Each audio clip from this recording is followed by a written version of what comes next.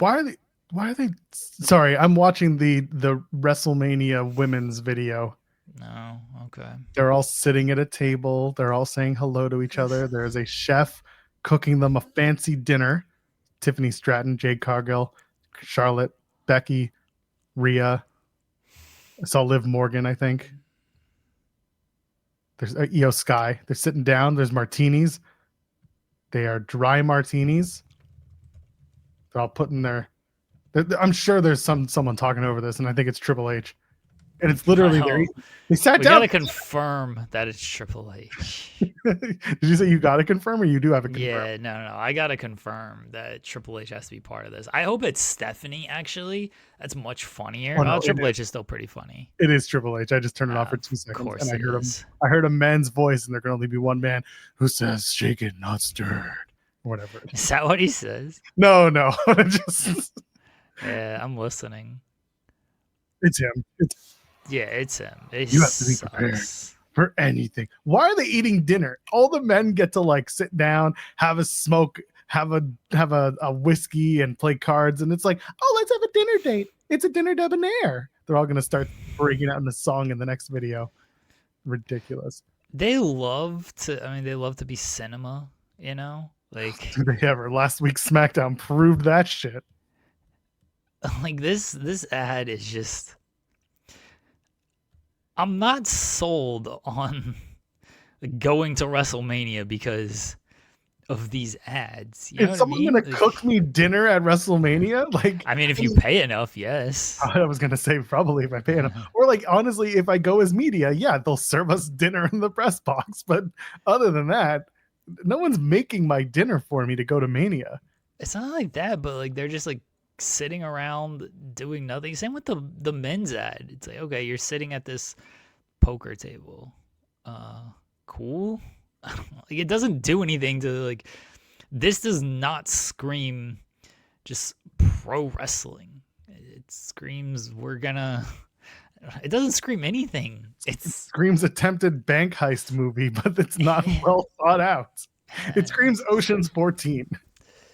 I don't know. It's I don't think these ads really do anything, but whatever. They like doing them. They got the money to do them because they don't pay the wrestlers enough, and that's it. Just a nice dinner. Gray saying the press dinner is lunchly in a smaller prime bottle of Halloween size Snicker bar. I have to say, so I mentioned this back in April when I went, but like they did serve us a proper good meal both nights at WrestleMania, but that's more Allegiant Stadium than it is WWE. Like it's all part of the Allegiant experience, if you will. And it was a very good meal both nights. One night was Chinese food, and the other one was taco bowls. They were delicious. Listen, shout out to the Allegiant field staff. They know how to cook some wonderful dishes, so I can't complain about that. But if WWE ever got to the point where they're giving me a lunchly and a prime bottle and a Snickers bar, buddy, I'm out. Walking away. That's it. My, that sounds good. You know? For a meal at a 7-hour wrestling event? No, it does not. Especially because they get you there at like 2:00 for a show that starts, so late. You get what you get. And you don't get upset. Lunchly. You get a lunchly and a prime. Jesus. Get a prime. Get Triple H talking about all the sports betting. That's the only thing that WWE hasn't done yet is take on a sports betting sponsor, have they?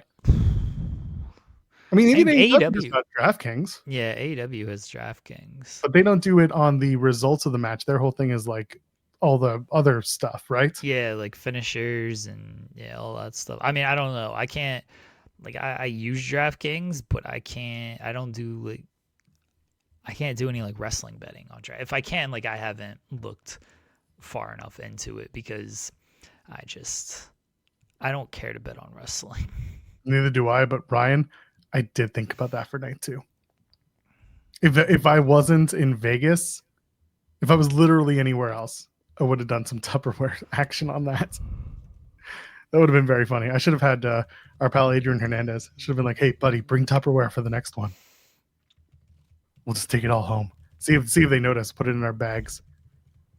Does Fanatics have their own betting thing?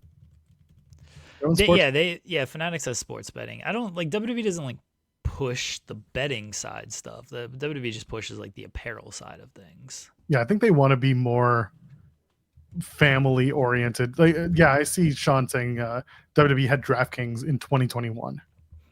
No, okay. So if they did that, then they probably got away from it once TKO came around and was just like, let's do more family stuff, and TK or not TKO, UFC can be where people bet on the matches or the fights, and then WWE will just be where people pay exorbitant fees for all the tchotchkes that we sell, be it shirts or belts or lunch boxes and all the other shit that we make.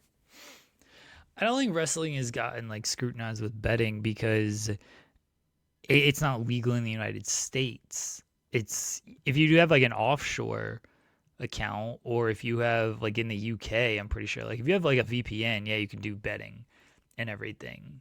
So, but in the United States, it's not like this prominent thing, and I think that's why it hasn't gotten scrutinized, because it's technically not legal, or they don't do it, because there was that talk.